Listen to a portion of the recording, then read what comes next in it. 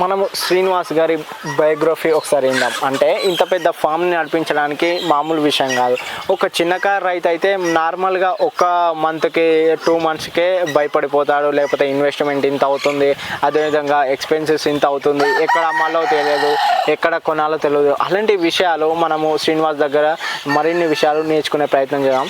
Sir, మీరు ఎక్కడి నుంచి వచ్చారు? ఈ ఫామ్ ఎందుకు పెట్టవలసి వచ్చింది? ఎన్ని ఇయర్స్ అవుతుంది?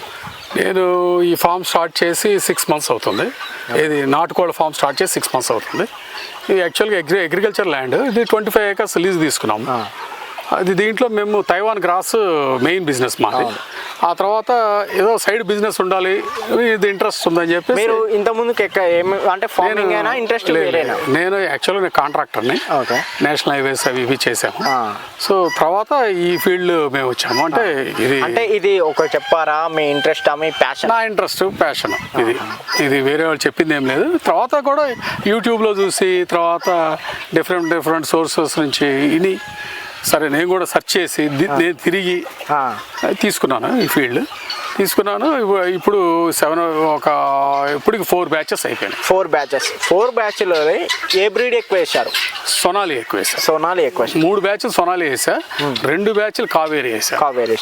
కావేరిలో ఎటువంటి మనకు అడ్వాంటేజెస్ ఉన్నాయి, అదేవిధంగా సోనాలిలో ఎటువంటి అడ్వాంటేజెస్ ఉన్నాయి, అదేవిధంగా డిసడ్వాంటేజెస్ ఏ విధంగా ఉన్నాయి? ఇది సోనాలి వచ్చేసి మన ఊరు కోడి ఎలాగా స్ట్రాంగ్గా ఉంటుందో అదే స్ట్రాంగ్ ఉంటుంది, సేమ్ నాటుకోడి లాగా ఉంటుంది. అదే కావేరి వచ్చేసి అంత స్ట్రాంగ్ ఉండదు, దాంట్లో మోర్టాలిటీ ఎక్కువ వస్తుంది. నాకు జరిగింది అది మిగిలిన వాళ్ళందరూ వాళ్ళకి ఎలా జరిగిందో మనం చెప్పలేం. కానీ నాకు కావేరిలో ఇమ్యూనిటీ పవర్ ఏదంటే చెప్పగలరు? ఇదే సోనాలి. అంటే ఇది దేనికి ఓన్లీ మీట్కి వెళ్ళిపోతుంది? మీట్ పర్పస్, ఎగ్ పర్పస్ రెండింటికి పనిచేస్తుంది. ఓకే, ఎగ్ పర్పస్ అయితే ఆ కోడి ఎన్నాళ్ళకు ఎగ్స్? 6 monthsకి వస్తాయి. 6 months మన Day 1 నుంచి 6 monthsకి 5 months నుంచి స్టార్ట్ అయిపోతుంది. అంటే ఎక్కువగా మనం ఫామ్ లోనైతే అది కూడా మనం ఇచ్చే ఫీడ్ని బట్టి, మనం పెంచే పెంపకాన్ని బట్టి ఎర్లీ ఎగ్స్ రావడానికి ఛాన్స్.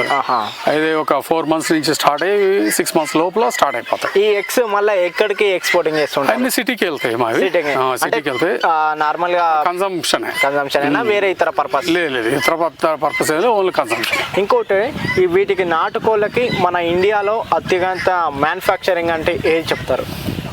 అత్యంత మ్యానుఫ్యాక్చరింగ్ అనేది మనం క్యాలిక్యులేట్ చేయలేము. కానీ నేను ఈ మధ్యలో ఏంటంటే మహారాష్ట్ర అంటున్నాను.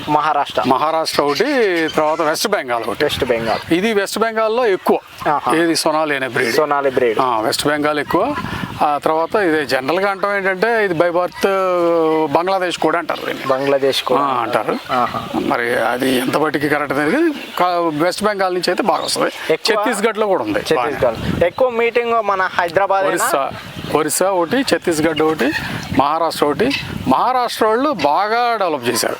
హ్యాచరీస్ ఎక్కువ. ఇప్పుడు మనకు వచ్చేవన్నీ కూడా నాకు తెలిసి 60 to 70% మహారాష్ట్ర నుంచి వస్తున్నాయి. అక్కడి నుంచే. అంటే అక్కడ గవర్నమెంట్ ఏమైనా సపోర్ట్ ఉందా? గవర్నమెంట్ బాగా ఇచ్చింది వాళ్ళకి అని తెలిసింది. దాంతో వాళ్ళు బాగా హ్యాచరీస్ ఎక్కువ పెట్టారు. మనకే మన హైదరాబాద్కే పర్ డే 1 lakh నుంచి 2 lakhs chicks వస్తున్నాయి. 1 lakh నుంచి 2 lakhs chicks వస్తున్నాయి. అంటే హైదరాబాద్కే. ఇంకా హైదరాబాద్ కాకుండా రోడ్ తెలంగాణకి ఎంత వస్తుంది, ఆంధ్రాకి ఎంత వెళ్తుంది, అవన్నీ చూస్తే పెద్ద రెవెన్యూనే. ఇప్పుడు నూతనంగా మనకి ఎక్కువ చూసినట్లయితే తెలంగాణ రాష్ట్రంలో అక్కడక్కడ పొట్టేలు అయినా ఇవి ఉన్నాయి. మరి పొట్టేలు దాన్ని ఏ విధంగా మీరు చూస్తుంటారు? నెక్స్ట్ మేము వేసేది పొట్టేలు బ్యాచ్. యాక్చువల్గా ఈ లోపల వేసేయాలి. అయితే మాకు ఈ నాటుకోవడం వలన కొంచెం డిలే అయింది. దాని మీద రీసెర్చ్ ఏ విధంగా జరిపారు మీరు? నేను సెలెక్ట్ చేశాను ఆల్రెడీ మాచర్ల బ్రీడ్. అవి తీసుకొద్దామని ప్లాన్. అదేంటంటే 3 to 4 months తీసుకొస్తాము.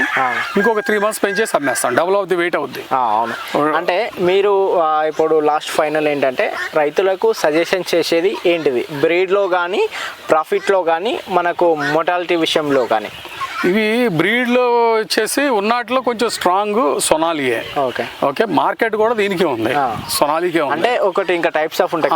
అసిల్ క్రాస్ ఉంది, అసిల్ క్రాస్ ఒకటి. అది వచ్చేసి దానికి ఏంటంటే కాంపిటీషన్ వచ్చేసి తమిళనాడు నుంచి. తమిళనాడు వాళ్ళు ఇచ్చిన ప్రైస్ కి మనం ఇవ్వలేం, మనం పెంచి ఇవ్వలేం. అక్కడ ఎంత ఉంటుంది? వాడే తీసుకొచ్చి ఇక్కడ హైదరాబాద్ సప్లై ఇచ్చేస్తున్నాడు, 220 230కి ఇచ్చేస్తున్నాడు. మన హైదరాబాద్ లో సరిపోతలేదు. అప్పుడు తమిళనాడు నుంచి ఎక్కువ అసిల్ వస్తుంది, అసిల్ క్రాస్ వస్తుంది. ఇప్పుడు మన తెలంగాణ రాష్ట్రంలో నుంచి తెలుగు రాష్ట్రాల నుంచి ఎక్స్పోర్టింగ్ అయ్యేది ఏంటిది అంటే నార్మల్గా పాడి విషయంలో ఎక్స్పోర్ట్ అయ్యేది అంటే తెలంగాణ నుంచా? Telangana not only Telangana, Andhra also.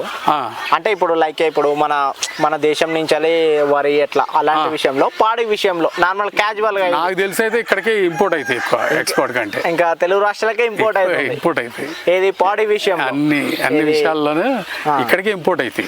Telangana మన వాళ్ళు ఎక్స్పోర్ట్ ఇక్కడ కన్సంప్షన్ ఎక్కువ, ప్లస్ మనం పెంచడం తక్కువ. అంటే ఇంకోటి ఏంటంటే ఎక్స్పోర్టింగ్ కావడానికి ముఖ్య కారణాలు మనకు గవర్నమెంట్ నుంచి కావాలా? ఏ విధంగా మన మనుషుల్లోనే ఉంటుందా? లేదు, ఇక్కడ గవర్నమెంట్ పాలసీస్ పెట్టాలి. పాలసీస్ ఇంప్లిమెంట్ చేస్తే ఈ నాటుకోళ్ళకి లేకపోతే పొట్టేళ్ళకి, ఆల్రెడీ పొట్టేళ్ళది బాగుంది, పొట్టేళ్ళకి గవర్నమెంట్ నుంచి సపోర్ట్ ఉంది. తర్వాత బఫెలోస్కి ఉన్నాయి, వాటికి ఉన్నాయి ఆటోమేటిక్. దీనికి కూడా ఉందంటారు, మనకు తెలియదు, మనం తీసుకోవాలి ఇప్పుడు దాకా. ముఖ్యంగా ఏంటంటే పాడి విషయంలో అభివృద్ధి చెందాలంటే ఎటువంటి విషయాలు పరిగణలోకి తీసుకోవాలి యాజ్ ఏ గవర్నమెంట్ కానీ యాజ్ ఏ రైతులు కానీ? పాడియా లేకపోతే ఇది పాడి అండ్ నాటుకోళ్ళది అగ్రికల్చర్ సంబంధించి. నాటుకోళ్ళది వచ్చేసి నాకు తెలిసి రెవెన్యూ అంతా వెళ్ళిపోతుందని ఒక ఇది ఉంది, ఫీల్ ఉంది నాకు. ఒకటి బయటికి ఎక్కువ ఎక్కడికి వెళ్ళి మహారాష్ట్రకి వెళ్తుంది, తమిళనాడుకి వెళ్తుంది. తమిళనాడు నుంచి చిక్స్ వస్తున్నాయి, అసిల్ క్రాస్ మొత్తం చిక్స్ తమిళనాడు నుంచి వస్తాయి. ఇంకోటి ఏంటంటే లాస్ రావడానికి ముఖ్య కారణాలు ఎక్కడ దాగి ఉన్నాయని చెప్పొచ్చు?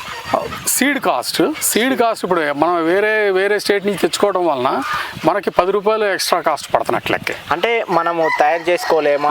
మనం విధంగా దాన్ని చేసుకోవచ్చు. ఇది పెద్ద రాకెట్ టెక్నాలజీ ఏం కాదు. ఇది ఎగ్స్ లేయింగ్ హ్యాచరీస్ పెట్టుకొని చేసుకోవచ్చు. ఆల్రెడీ హైదరాబాద్ స్టార్ట్ అయినాయి ఇప్పుడు మన కాకపోతే వాళ్ళు ఇప్పుడు స్టార్ట్ అయినాయి కానీ ఎగ్స్ ఎక్కడి నుంచి వస్తున్నాయి? మళ్ళీ మహారాష్ట్ర నుంచి, ఒరిస్సా నుంచి, ఛత్తీస్గఢ్ నుంచి వస్తున్నాయి ఎగ్స్. సో ఆ ఎగ్స్ కూడా ప్రొడక్షన్ మన దగ్గర పెరిచి మనమే హ్యాచింగ్ చేస్తే ఒక 10 రూపీస్ మనకు బెనిఫిట్ అవడానికి ఛాన్స్ ఎక్కువ. ఇది మనము అక్కడి నుంచి తేవడం ఆ 10 రూపీస్ మనకు బెనిఫిట్ అవుతుంది, ఆ 10 రూపీస్ వాళ్ళ ప్రాఫిట్. ఇక్కడ మెయిన్గా చెప్పేదంటే శ్రీనివాస్ గారు తన అనుభవంతో కానీ తన రీసెర్చ్లో కానీ ఎక్కడ లాస్ వస్తుందంటే ట్రేడర్స్ కానీ లేదంటే మన రాష్ట్రము ఇతర రాష్ట్రాల నుంచి ఎగ్స్ ఇంపోర్టింగ్ చేయడము, చిక్స్ ఇంపోర్టింగ్ చేయడము, అక్కడ కొంత ఏది పైసా ఇందులోనే కూడబెడతానే తప్పించి మనకు ప్రాఫిట్ ఉంటుంది తప్పించి ఏమీ మిగలదు. మళ్ళీ లేబర్స్ ఖర్చు వాళ్ళ ఇది ఖర్చు ఉంటుంది కాబట్టి మనకేమీ మిగలదు. కేవలం మనం రూపాయి ఎక్కడ మైనస్ అవుతుందో అక్కడ వాటిని మనం మళ్ళీ రీసెర్చ్ చేసుకొని వాటిని ఇంప్లిమెంట్ చేసుకుంటే మంచి లాభాలు వచ్చే విషయాలు ఉన్నాయి. ఇంకా ఏ విధంగా చూస్తారు మీరు? నాటుకోళ్ళు పెంచమంటారా? ఏ విధంగా వాళ్ళకి సజెషన్ ఇస్తారు? నా సజెషన్ అయితే దీంట్లో రాకపోవడమే బెటర్. వద్దాం, ఇంట్రెస్ట్ ఉంది, మాకు ఇదే కావాలి ఫీల్డ్ అనుకున్న వాళ్ళు 10 ఫాములు తిరగాలి, రియాలిటీ తెలుసుకొని మెయిన్ బిజినెస్ అంతా ట్రేడర్స్ చేతిలో ఉంది. లిఫ్టింగ్ టైంలో వెరీ హ్యూజ్ ప్రాబ్లం. ఇప్పుడు నా చిక్స్ వచ్చినాయి 50 days అయినాయి. ఇవి యాక్చువల్గా 1 monthలో నేను చిక్స్ అమ్మేస్తా. ఈసారి బ్యాచ్ వెళ్ళలేదు. ఎందుకు వెళ్ళలేదంటే అది మార్కెట్ ఈ బర్డ్ ఫ్లూ వలన డౌన్ ఉంది, ప్లస్ అది రకరకాల ప్రాబ్లమ్స్ ఉన్నాయి. అంటే ఒక్క బర్డ్ ఫ్లూ అనేది కాదు, వేరే ఇతర వ్యాధులు వచ్చినా మీ మీద కూడా ఇంపాక్ట్ పడుతుందా? పడుతుంది. అంటే నార్మల్గా కొన్ని షాప్స్ ఉన్నాయి, ఓనర్షిప్ షాప్స్, వాటిపై అంటున్నారు కానీ మెయిన్ రైతుల మీద పడుతుంది. రైతుల మీద అంటే ఏం కన్జంప్షన్ ఓనర్స్ వాళ్ళే ఉంది. ఇప్పుడు వాళ్ళు రెగ్యులర్ ట్రేడర్స్ కొంచెం వాళ్ళకేం ఎఫెక్ట్ ఉంటుంది, మా దగ్గర తీసుకెళ్తారు, అమ్ముతారు. సో వాడి ప్రాఫిట్ వాడికి మిగులుతుంది. ఎప్పుడైతే ఆ ప్రాబ్లం ఉందో వాడు కొండ మా దగ్గర. అంటే ఇప్పుడు ఇన్ని ఇయర్స్ నుంచి నేను చేస్తున్నా అట్లేమన్నా కన్జంప్షన్ కానీ లేదంటే ఏమన్నా అనుభూతి కానీ ఉండదా ట్రేడర్స్కి? ఎట్లాగా అంటే లైక్ ఇప్పుడు 8 years నుంచి నేను నీ దగ్గర తీసుకున్నా, ఒక్క ఇయర్లో లాస్ వచ్చింది, లైక్ ఏం కాదు పోనీ అని సమాన ఇవ్వడా మనకి? ఇదే మార్కెట్.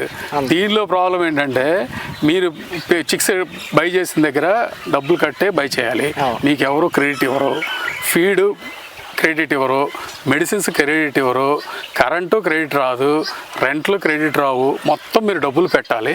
కానీ ఫైనల్ ప్రోడక్ట్ అయ్యే టైంకి ట్రేడర్ మీ దగ్గర అప్పు తీసుకెళ్తాడు, మీకు అప్పు పెడతాడు. ట్రేడర్ డబ్బు కట్టేదాకా మీకు టెన్షనే. మన అగ్రికల్చర్లో డెవలప్ చేయడానికి మెయిన్గా ఏమేమి కారణాలు తీసుకోవాలి? లైక్ ఇప్పుడు చైనా మ్యానుఫ్యాక్చరింగ్లో నెంబర్ 1 కంపెనీ, ఒక ఇండియాలో ఇప్పుడు పెరుగుతున్న డెవలపింగ్ అని చెప్పొచ్చు, వరి గోధుమ అని చెప్పొచ్చు. అలాంటిది అగ్రికల్చర్ సంబంధించింది మీకు తెలిసిన అనుభవాలతో ఏమేమి మనం డెవలప్ చేసుకోవాలి? మెయిన్ ట్రేడర్ అండి. ట్రేడర్ని కంట్రోల్ చేస్తే దీనికంటూ ఒక రెగ్యులేటరీ పెట్టి దీనికి ట్రేడింగ్ చేసుకోవడానికి గవర్నమెంట్ కనుక సపోర్ట్ చేస్తే ఒక 4 రూపాయలు ఫార్మర్కి మిగులుతాయి. ఈ ట్రేడర్లు ఉన్నంతసేపు ఫార్మర్కి మిగలదు. అంటే రైతు నేరుగా డైరెక్ట్ అమ్మలేడా? చేసుకోవాలి, మార్కెట్ చేసుకోవాలి. మార్కెటింగ్ కూడా వాళ్ళు చేసుకుంటే మిడిల్ మ్యాన్ లేకుండా డైరెక్ట్గా వాళ్ళు చేసుకుంటే వాళ్ళకి రూపాయి మిగులుతుంది. అది ఒకటి. ప్రైజింగ్ వచ్చేసి వీళ్ళు 220 రూపీస్కి అమ్మితే దీనిలో ప్రాఫిట్ ఉండదు. నేను అమ్మను, నేను ఈచ్ బర్డ్ 500కి అమ్ముతా, అయితేనే తీసుకెళ్ళి లేతలేదు, అప్పుడు నాకు రూపాయి మిగులుతుంది. నార్మల్ ట్రేడర్ కాకుండా నార్మల్గా మనం డైరెక్ట్ ఇంత ఎక్కువ అమ్మలేము కదా. ఇప్పుడు మార్కెట్లో ట్రేడర్ అనేవాడు లేకుండా ఏ బిజినెస్ నడుస్తుంది చెప్పండి? ఏది నడవదు. ట్రేడర్ కంపల్సరీ ఉండాలి, వాడు రోల్ ఉండాలి. కొంచెం వాళ్ళు ఆలోచించి ఈ ఫార్మర్కి ఏం మిగలలేదురా, ఒక 10 రూపాయలు పెంచాలి, ఒక 20 రూపాయలు పెంచాలి అని అంటే అప్పుడు మెయిన్ ప్రాబ్లం ఏంటంటే వాళ్ళ చేతిలో కూడా ఏం లేదు. ఇప్పుడు తమిళనాడు నుంచి ఆసిల్ కోళ్ళు వచ్చేస్తున్నాయి. తమిళనాడు నుంచి. తమిళనాడు వాళ్ళు ఏదైతే ప్రైస్ కనుక డిక్టేట్ చేస్తారో వాళ్ళది ఒక ప్రైస్ ఉంది, పేపర్ ప్రైస్ ఉంది నాటుకోడికి కూడా తమిళనాడు వాళ్ళు. సో తమిళనాడు వాళ్ళు ఆసిల్ క్రాస్ తీసుకొచ్చి మీకు 220కి ఇస్తున్నప్పుడు మన 250 పెట్టి ఎవరు కొంటారు చెప్పండి? అంటే మన తెలంగాణలో లేదా అలాంటి? లేదు, ఓన్లీ తమిళనాడుకే ఉంది. ఏది వాళ్ళకి ఒక పేపర్ రేట్ ఉంటుంది, వాళ్ళ చిక్స్ సపరేట్, వాళ్ళు అసిల్ క్రాస్ని బాగా డెవలప్ చేశారు, వాళ్ళు ఎక్కువ ప్రొడక్షన్ కూడా వాళ్ళే తీస్తారు. వాళ్ళు మనలాగా ఏదో కొంచెం చేయరు, వేస్తే ఒక 1 lakh బర్డ్స్ ఓపెన్గా వేసేస్తారు. వాళ్ళు హైదరాబాద్లో నెంబర్ ఆఫ్ వెహికల్స్ వస్తాయి తమిళనాడు నుంచి, వాళ్ళ ఎక్కువ ప్రొడక్షన్ ఉంటుంది. ఇప్పుడు మహారాష్ట్ర నుంచి అసిల్ వస్తుంది. సార్ మెయిన్ ముఖ్యంగా ఏంటిదంటే కొన్ని ఫామ్లోని పెద్దగా ఉంటుంది షెడ్, కొన్ని ఫామ్లో చిన్నగా ఉంటుంది. మీరు ఇక్కడ మధ్యంతరం వేసిరు, ఇట్లా దీనికి వేయడానికి ఏమన్నా ప్రత్యేకత ఉందా? ఉందండి. ఇది సీలింగ్ అంటారు. ఇది ఎందుకంటే ఇప్పుడు మనం ఈ లైట్స్ ఉన్నాయి కదా, అవును, ఇవి టెంపరేచర్ క్రియేట్ చేస్తాయి, టెంపరేచర్ తీసుకొస్తాయి. మనం వచ్చేసి 30 degrees మెయింటైన్ చేస్తాం, మీటర్ 30 degrees మెయింటైన్ చేస్తాము. ఈ 30 degrees ఇప్పుడు సీలింగ్ వేయకుండా కనుక మనం లైట్స్ వేస్తే ఈ టెంపరేచర్ మొత్తం పైకి వెళ్ళిపోతుంది. అవునవును. సో ఇది అందుకని రిస్ట్రిక్ట్ చేయడానికి ఈ సీలింగ్ వేస్తాం. అంటే మళ్ళీ కోడి పెద్ద వెళ్ళినాక సార్ మరి తీసేసి మళ్ళీ మీరు అంటే టెంపరేచర్ కూడా ఎన్ని మంత్స్ కి ఎంత టెంపరేచర్ ఉండాలి? Day 1 నుంచి 30 degrees మెయింటైన్ చేయాలండి. ఓకే, 30 degrees మెయింటైన్ చేస్తే టెంపరేచర్ బాగుంటుంది. Day 1 నుంచి 35. ఓకే, Day 1 నుంచి 30 days వరకు Day 1 నుంచి 30 degrees నుంచి 35 degrees మెయింటైన్ చేయాలి. కోడి ఒకవేళ పెద్దగా అయినాక ఒక 2 months అట్లా ఎంత టెంపరేచర్? 30 degrees అన్నిటికీ.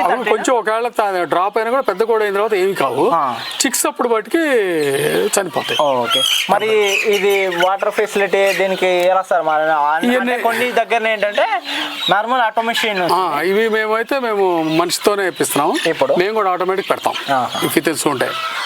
మెయిన్ ఏంటంటే ఇప్పుడు దాకా ప్రాఫిట్లో రాలేదు కదా, అందుకని మేము కింద ఏమేమి వేస్తారు సార్? ఊక మన రైస్ ఊక ఉంటుంది కదా, వేస్తాం అంతే.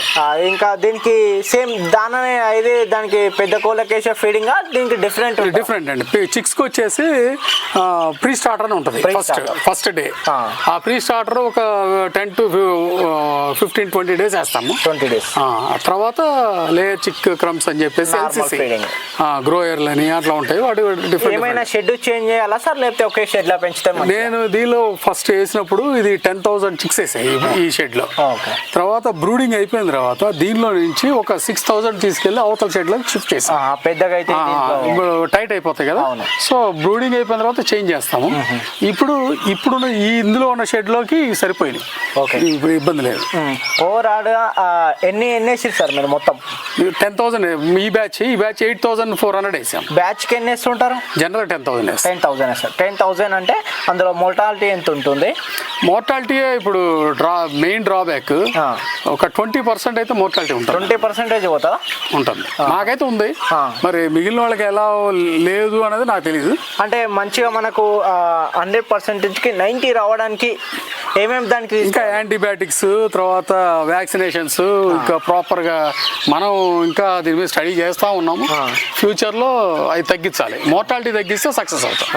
మోర్టాలిటీ ఉన్నంతసేపు మనం లాస్లోనే ఉంటాం. సార్, ఈ బర్త్డే ఎన్ని రోజులు అయిందో తెచ్చి ఏమేమి ఇస్తున్నారు? ఇది వచ్చేసి సొనాలి చిక్కే. ఇది 50 days అయింది తీసుకొచ్చి. 50 days. ఇది అరౌండ్ 400 grams నుంచి 500 grams. మీరు ఎన్ని గ్రామ్స్ వచ్చిన తర్వాత సెల్లింగ్ చేస్తారు? యాక్చువల్గా మేము 1 monthలో సెల్లింగ్ చేసేస్తాం. ఇవి మా దగ్గర నుంచి తీసుకెళ్ళి ట్రేడర్స్ గవర్నమెంట్ సప్లై ఇచ్చుకుంటారు. మేము 250 grams రాగానే సేల్ చేసేస్తాం. ఓకే. ఇంకోటి ఏంటంటే గవర్నమెంట్ పాలసీలు మన గ్రామ ప్రజలకు కానీ గ్రామ పంచాయతీలకు కానీ నాటుకోళ్ల విషయంలో ఎటువంటి పాలసీలు వాళ్ళు ప్రొవైడ్ చేస్తున్నారు? వాళ్ళు వచ్చేసి మన డోక్రా మహిళలకి స్కీమ్ పెట్టారు యూనిట్లుగా. వాళ్ళు ఆ డ్వాక్రా మహిళలకి గవర్నమెంట్ సప్లై ఇస్తుంది. అంటే ఫ్రీగానేనా? లేదు, అది త్రూ బ్యాంక్ వాళ్ళు స్కీమ్ ఉంది, ఆ స్కీమ్ ద్వారా ఇస్తుంది. ఓకే. స్కీమ్ పేరు ఏమైనా ఐడియా ఉందా? నాకు ఐడియా లేదు. అది డ్వాక్రా మహిళలకి ఇస్తారు. దానిలో వాళ్ళు బ్యాంక్ ఇన్వాల్వ్ అయ్యి ఉంటుంది. బ్యాంక్ డబ్బులు మాకు ఇస్తుంది అన్నమాట. వాళ్ళు ఒక యూనిట్ కాస్ట్ ఇంతని పెట్టి దానికి పే చేస్తారు. ఇది మనకు శ్రీనివాస్ గారు అయితే ఒకటి మెయిన్గా చెప్తున్నారు ఏంటంటే, ఇంతకుముందుకు మనకు ఎక్కడ ఇది తెలియదు విషయాలు. అంటే తెలిసిన వాళ్ళు తెలియవచ్చు, కానీ కొందరు తెలియని వాళ్ళకి ఏంటంటే డైరెక్ట్ అంటే డోక్రా మహిళ అంటే మహిళా సంఘాలు కానీ సిఏ అని నార్మల్గా గ్రామ పంచాయతీలో సహకార సంఘాలు అలాంటివి ఉంటాయి.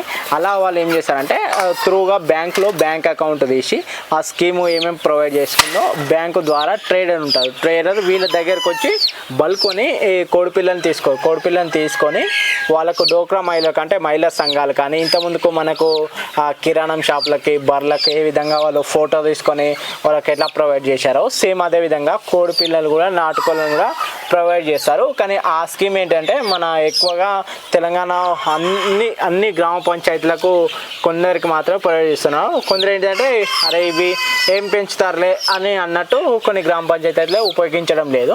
ఎవరికైనా అవసరం ఉంటే దాని ప్రపోజల్గా పెట్టి దానికి ఎలిజిబిలిటీ ఏమేమి ఉంటుందో అలా చేసుకోవచ్చు. మరి మహిళా సంఘాలు కానీ సహకార సంఘాల ద్వారా త్రూగా మనం బ్యాంక్ వెళ్ళినట్లయితే ఈ పాలసీ గురించి పూర్తి వివరాలు చెప్తారు.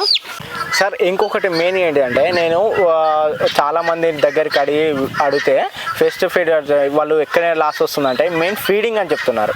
అదేవిధంగా మీరు ఏ ఫీడింగ్ వాడుతున్నారు? ఈ కోళ్ళలో ఎన్ని రకాల కోళ్ళు ఉన్నాయి? ఇంతకుముందు చెప్పినారు సోనాలి, గ్రామపియ. ఏ ఫీడింగ్ ఏ బ్రీడ్కు మంచిది ఇది తొందరగా ఇంపాక్ట్ పెరగడానికి కేజీలో? ఇప్పుడు దీనికంటూ సపరేట్గా నాటుకోడి ఫీడ్ అయితే ఏం లేదు. ఇప్పుడు మనం వచ్చేసి లేయర్ ఫీడ్ కానీ బాయిలర్ ఫీడ్ కానీ వాడుకోవటం. ఓకే. ఇప్పుడు ఫారం కోడికి వేస్తాం కదా, ఆ బ్రీడ్ నాటుకోళ్ళకి వేస్తే ఎటువంటి ఎఫెక్ట్ పడుతుంది? లేదంటే ఎఫెక్ట్ పడకుండా నార్మల్గా తొందరగా ఎఫెక్ట్ ఏం లేదు, బాగానే పికప్ ఉంటుంది, కానీ కాస్ట్ ఎక్కువైపోతుంది. ఇప్పుడు ఆ ప్రైస్కి ఇప్పుడు ఈ కోళ్ళు నాటుకోళ్ళు పెంచితే ప్రైజింగ్ ఎక్కువైపోతుంది. ఓకే. మనకి ప్రాఫిట్ ఉంటుంది. న్యాచురల్గా అందులో ఫీడింగ్లో కూడా టైప్స్ ఆఫ్ ఉంటుంది కాబట్టి అందులో టాప్ ఎంత ఉంటుంది, లో ఎంత ఉంటుంది? సామాన్య రైతులకి వేసుకునే విధంగా ఏది ఉంటుంది? 2000 రూపీస్ ప్రీ స్టార్టర్ ఉంటుంది. ఇది వచ్చేసి ఎల్సిసి అని లేయర్ చిక్రమ్స్ అని అవి 1500 అలా ఉంటాయి. అంటే స్టార్టింగ్ ఫీడింగ్ అది 50 kgs బ్యాగ్స్. 50 kgs స్టార్టింగ్ 1500 నుంచి ఉంటుంది. అయితే ఇప్పుడు మళ్ళీ ఏది వేస్తే మంచిది? అంటే మేము రకరకాల ఫీడ్లు వాడతాము. ఇంతకుముందు భవానీ వాడేవాళ్ళమే. భవానీ ఫీడ్ అంటే ఎలాంటి ఎఫెక్ట్ చూపించింది మీకు అనుభవంతో? ఏం పెద్ద ఎఫెక్ట్ ఏం అనిపించలేదు, కానీ తర్వాత డైమండ్ వెయిట్ లో కానీ లేకపోతే అంటే జబ్బుల వారి అంటే వెయిట్ మామూలుగా ఏ ఫీడ్ వేసినా కూడా దాని నార్మల్ గ్రోత్ వచ్చేస్తుంది. అంటే ఇప్పుడు కొన్ని మంచి మేము ఇప్పుడు వాడేది డైమండ్ వాడుతున్నాం. డైమండ్ నాకు ఇప్పుడు బాగానే అనిపించింది. ఈ టైంలో బాగానే అనిపించింది. ఇక్కడ మనకు శ్రీనివాస్ గారు ముఖ్యంగా ఏంటంటే చెప్పాలంటే బ్రీడ్ని బట్టే వెయిటింగ్ అనేది ఉంటుంది. మన ఫీడింగ్ బట్టి ఉన్నది. బ్రీడింగ్ అది ఎంత అంటే ఇప్పుడు సోనాలి బ్రీడ్ 1 kg పెరుగుతుందని మనకు అక్కడ చిక్స్ మ్యానుఫ్యాక్చరింగ్ నుంచే వచ్చేటప్పుడే మనకు తెలిసిపోతుంది. కాబట్టి మీరు ఎంత ఫీడింగ్ ఇచ్చినా అది 1 kg మాత్రమే పెరుగుతుంది. 1 kg కాదు, అది వాళ్ళు చెప్పిన విధంగా అంటే 1.5 1.3 దాన్ని బట్టే పెరుగుతుంది తప్పించి మిగతా మీరు ఆఫ్టర్ 1 month కానీ 2 months కానీ మీరు ఎంత ఫీడింగ్ ఇచ్చినా అంతే పెరుగుతుందంటే మనకు స్వయంగా శ్రీనివాస్ గారు చెప్తున్నారు. ఎంత ఉంటుంది లాస్ట్ అంతేనా 1 kg? 1.2 దాకా వస్తుంది. 1.2 1.3 దాకా వస్తాయి. ఇది ఫిమేల్స్. మేల్స్ వచ్చేసి 1.5 వస్తాయి. అది 100 days లో వస్తాయి. 100 days తర్వాత మీరు ఎంత ఫీడ్ ఇచ్చినా కూడా అది గ్రోత్ ఉంటుంది. ఇంకోటి ఏంటంటే పుంజులు బెటరా పెట్టెలు బెటరా? ఇక్కడ తెలంగాణలో పుంజులు బెటర్. పుంజులు బాగా సేల్ ఉంటుంది. ఇది మీట్ పర్పస్. ఓకే, ఇవి పెట్టెలు ఎక్కడికి వెళ్తుంటాయి మరి?